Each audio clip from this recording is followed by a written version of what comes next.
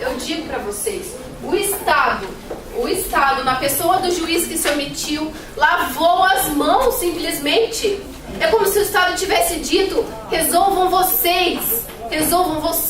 E agora que a resolução já foi dada, que o fato já ocorreu, o Estado pega e fala, não, tá errado, vocês não deveriam ter disposto da vida de Roger.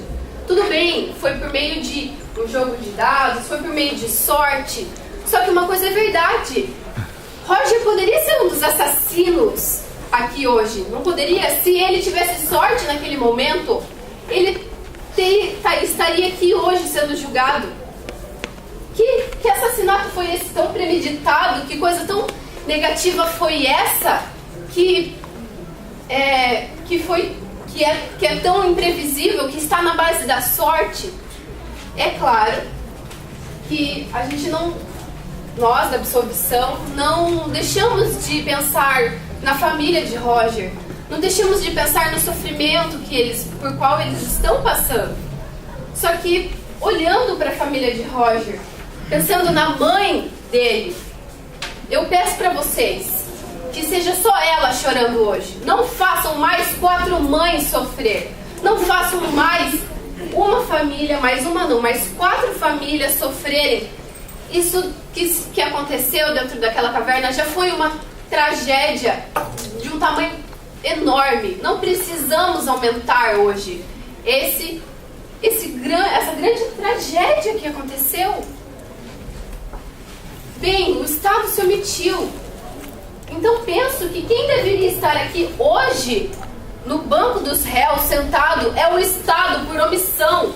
E o Estado é assassino, ele quer sangue. Não basta Roger ter morrido dentro da caverna, não basta a vida dos 10 operários que morreram em um deslizamento que aconteceu, tentando libertar os 5 lá de dentro. Não basta essas 11 pessoas, mais 4, como se não fosse suficiente 11, e eles 15 pessoas mortas. Para tornar isso uma tragédia ainda maior, um marco ainda maior. Pelo amor de Deus, eu peço para vocês, não estou apelando, estou sim tentando clarear a visão de vocês, porque vocês vão ser ludibriados, pela condenação. Eu quero deixar claro para vocês, façam justiça, quero pedir para vocês, hoje, a absolvição total dessas pessoas que já sofreram tanto e que merecem viver, merecem continuar vivas, merecem estar e viver com suas famílias, pessoas que já sofreram muito. Muito obrigada. Nós passamos agora à tese da...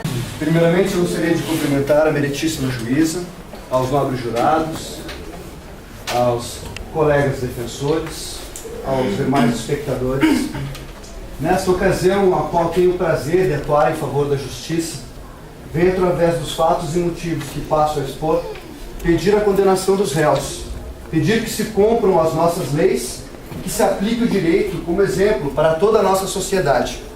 Senhores, todos estamos cientes das dificuldades enfrentadas por esses homens, até então trabalhadores, que por um trágico acontecimento, um trágico desmoronamento, cometeram tal atrocidade com a vítima. Este, um homem trabalhador, um homem de moral, um senhor cumpridor das suas obrigações.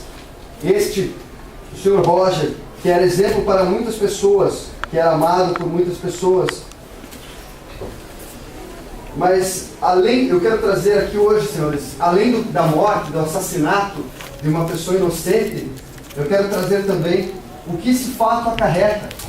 Essa dor que é eterna no coração dos seus familiares, de terem a consciência, de pensarem que o seu ente querido foi devorado. Quem sabe como se deu esse devoramento. Não existe, senhores, nesse caso, estado de extrema necessidade, como a defesa quer fazer com que os senhores acreditem, porque, como sabemos, as cavernas de formação calcária são características pela formação de água. Em qualquer exploração, vocês vão perceber que todo tipo de formação calcária existe a presença de água. E o ser humano só apresenta estado de demência na ausência de água. Nós temos relatos, inclusive no nosso livro de Guinness, que existem pessoas que permaneceram até 50 dias sem se alimentar. Então, nunca esses homens estiveram em estado de extrema necessidade. Será que nesse momento de grande dificuldade, eles não poderiam então ter se valido de um deles que morresse, que falecesse? Pois sabemos que os organismos humanos são diferentes e um poderia morrer antes, então poderiam ter buscado alimento dentro a carne de um dentre eles. Mas não. Esses homens, quando souberam que ficariam mais 10 dias ali dentro da caverna, eles resolveram fazer um estoque de carne. Sim, um estoque de carne. Pois se no 20º dia, quando forem encontrados, as rações eram escassas, mas existiam. Eles tinham comida. Eles tinham comida. E mesmo assim, 3 dias depois, eles lincharam uma pobre vítima. 4 homens em cima de uma pobre vítima. Isso demonstra o caráter vil e cruel desses acusados. Senhores, estado de necessidade, o médico, quando falou com eles, pelo rádio amador, no 20º dia, o médico disse que provavelmente eles sobreviveriam sim, se comessem carne humana. Provavelmente. Mas também foi apenas nessa palavra, provavelmente, que eles se basearam para cometer tal ato, tamanha atrocidade. E querem nos dizer que sofreram demais. Sofreram demais. Hoje eles estão aqui, vivos, com seus familiares. E a vítima? Hoje está morta. Sintam a desgraça dessa família. Sintam a dor que, por não caber mais dentro de seus corpos, escorre pelos seus olhos. Percebam, Senhor, que esses homens tomaram a iniciativa.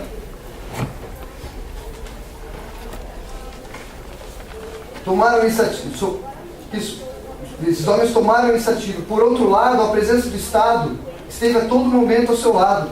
Nesse instante, desde o instante da comunicação do acidente, através do secretário da associação, todos os esforços foram empregados para resgatá-los.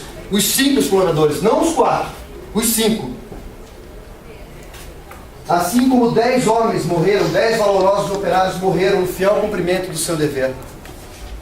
Também, quando se soube que eles tinham carregado consigo um rádio transistorizado, de pronto se estabeleceu uma estação de rádio no lado externo da caverna e foi-se estabelecida a comunicação com eles. Estes sim, por 2 vezes, interromperam as comunicações. Estes sim, viraram-se as costas para o Estado e tomaram a justiça por suas próprias mãos. Peço aos senhores que por alguns instantes fechemos os olhos e pergunto aos senhores, de que forma esses homens cometeram isso? Foram os 4 para cima da vítima e o assassinaram? Racharam sua cabeça com uma pedra? Será que Roger agonizou muito antes de morrer? Ou será que apenas o feriram gravemente para que permanecesse vivo e assim pudessem se alimentar da carne dele? Uma vez que a carne apodrece em 24, 36 horas, e eles sabiam que ainda tinham 7 dias para esperar, para que fossem resgatados. Sintam, senhores, o desespero dessa vítima. Imaginem os senhores dentro de uma caverna escura, tentando salvar a própria vida, enquanto cães ferozes, 4 cães ferozes, pulam para cima dos senhores e tentam devorar a sua carne. Pensem e sintam a luta, o desespero desse cidadão, tentando salvar a própria vida. Porque ninguém se entrega mansamente à própria morte. É importante lembrar, meus senhores, que tudo o que sabemos se dá através da declaração dos próprios acusados, que querem nos fazer crer que foi Roger quem propôs o acordo macabro, de que buscassem alimento dentro da carne deles. E os mesmos primeiramente hesitaram, mas em seguida apenas aderiram ao contrato macabro. E também teria sido a própria vítima a estabelecer a forma de como o ato seria feito. Ora, senhores, os acusados claramente buscam encobrir a intencionalidade que tiveram para cometer tamanha atrocidade. Podemos perceber nitidamente o caráter vil e cruel desses homens, que não apenas desrespeitaram o código de normas estabelecido ao longo dos séculos pela nossa sociedade, como também romperam o próprio contrato que eles estabeleceram com o Roger, não permitindo que rompesse o contrato. Ele quis desistir, ele não quis mais participar. Mas mesmo assim jogaram os dados por ele, sentenciaram a morte e o mataram, e devoraram a sua carne, como animais. Caso os senhores venham absolver essas pessoas hoje, senhores jurados, estaremos passando um claro recado para a nossa sociedade. de que é lícito sim matarmos num caso de necessidade. Sim, uma mãe que tem um filho doente, terminal, precisando de um órgão para sobreviver, a ela é lícito sim roubar o filho de uma outra mãe e arrancar-lhe o órgão e entregar o seu filho para salvar-lhe a vida? Senhores, o precedente que estaremos abrindo aqui hoje é muito maior do que o crime que nós estamos julgando, senhores. O que nós estamos julgando aqui não se refere apenas a um assassinato covarde e cruel de uma vítima indefesa por 4 assassinos. O que nós estamos julgando aqui hoje, senhores, é a letra da lei, muito mais ainda que a letra da lei, o propósito da lei, o espírito da lei, que visa muito mais do que penalizar e punir. A lei visa impedir o crime. E se nós abrirmos hoje esse precedente, nós estaremos dando aqui condições para que amanhã outras pessoas em estado de necessidade façam o mesmo, conforme os seus próprios juízos e critérios.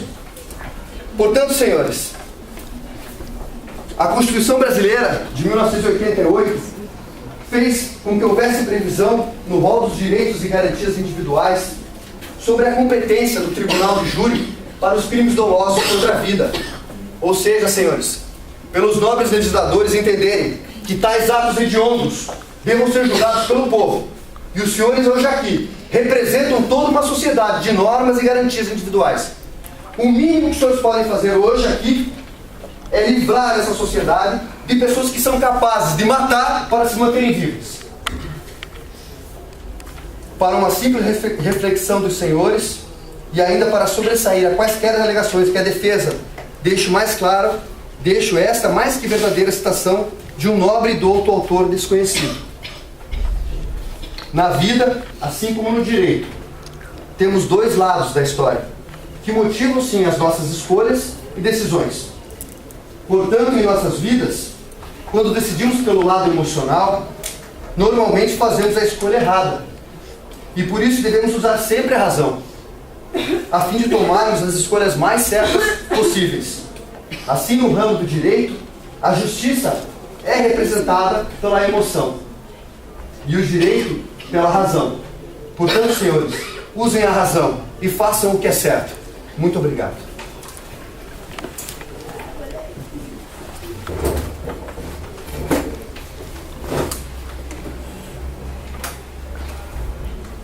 Boa noite, meritíssima. Boa noite, senhoras e senhores, componentes do júri. Boa noite, colegas e demais presentes. Temos hoje uma árdua missão de demonstrar ao júri aqui presente as artimanhas envolventes dos colegas de absolvição. Nota-se que eles estão fazendo muitas artimanhas, tentando ludibriá-las com inverdades e colocar à solta na sociedade 4 monstros que cometeram um crime. 4 monstros que cometeram um crime bárbaro, uma atrocidade, um crime hediondo, da pior espécie possível, que foi matar um outro ser humano. Chegando dentro da caverna, após o acidente, que houve um trágico acidente, articulado e mascarado para cobertar o erro desses 4 acusados. Nos sugere, então, que houve essa situação. Assassinaram um homem indefeso, um homem de bem, foto da família, um homem de bem. Veja uma foto da família dele, gente. Essa é a família de Roger Whitmore.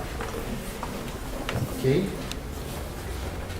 Um chefe de família, uma pessoa exemplar da raça humana, minoria absoluta entre os 4, entre os 5, porque eram 4 e ele, onde os 4 monstros se aproveitaram e cometeram este bárbaro crime, comeram a carne humana de Roger Whitmore.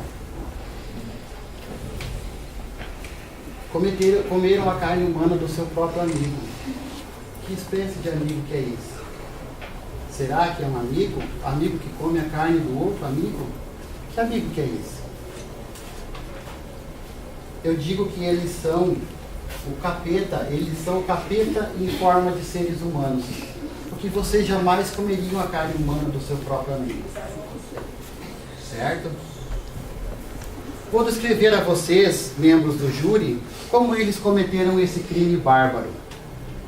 Sabemos que após 24 horas que o corpo falece, a carne começa